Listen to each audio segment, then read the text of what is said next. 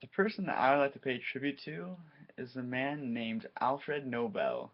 And he's probably most famous for actually the Nobel Peace Prizes, which kind of go out every couple of years for those candidates that actually kind of go ahead and get apply slash people kind of nominate for.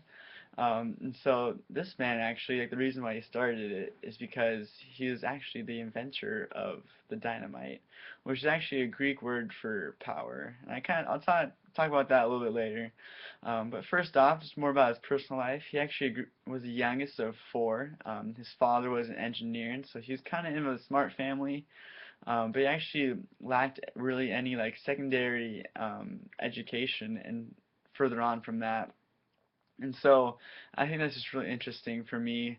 Obviously, us being in college, that kind of stuff. Not saying to like go quit school, but I think it's really cool that someone with such notoriety through his inventions, because later on he goes on to invent over 250 different patent inventions, but his most popular one, most famous one he is known for is actually the dynamite. And so he actually grew up a Luther with his family, and so his family was involved with the Christianity realm of things.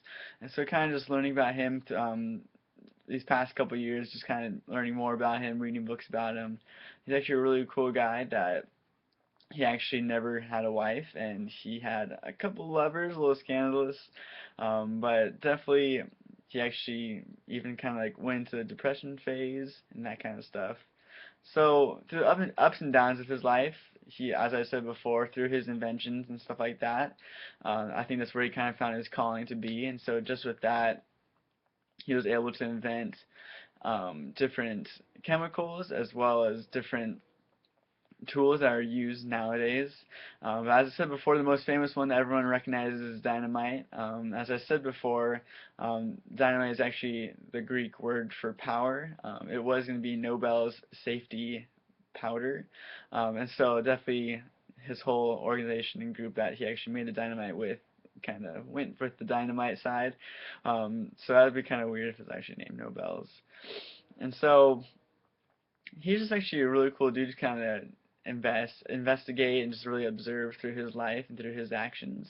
And then also, I think it's really interesting that he didn't want to be remembered as someone that destroyed things, but more as someone that kind of helped people out. So all through his funds after his through after death, actually he actually put up a little trust fund with the money that he made that it'd be allotted each year through his companies that obviously still make money. And so that's really cool that he kind of gives away some of his fortune to those that really do kind of possess a greater need for people. So like the criteria for like a Nobel Peace Prize is really trying to bring peace among nations, trying to help lower class, and trying to help the world essentially. Definitely humanitarian, and a person or woman for the people. And so people that went before is like Gandhi and other really popular figures. Even President Obama actually won the Nobel Peace Prize.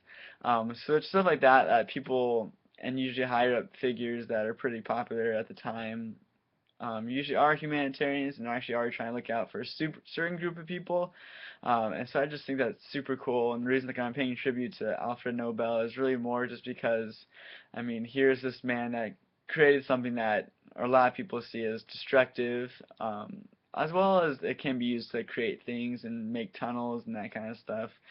And so just with that, I think that's really cool that he was like, you know what, like I don't want to be remembered as this man who kills people and destroys things, but more as someone that, oh hey, like I won the new Nobel Peace Prize, which is definitely one of the highest and most prestigious rewards that you can win in the entire world. And so I think this is kind of cool.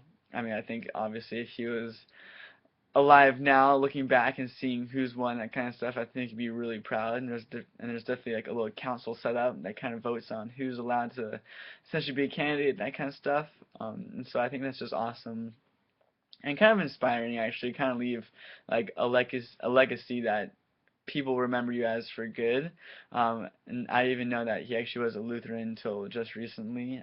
So a different Christianity side. And so me being a Christian, and obviously not of someone of great importance, obviously, but I think that's still cool trying to like leave your mark for the best, and also trying to help people remember you as something or someone that was good, and then try to help people as well, rather than just being sought and kind of like seen as someone that was really bad and really negative. So yeah.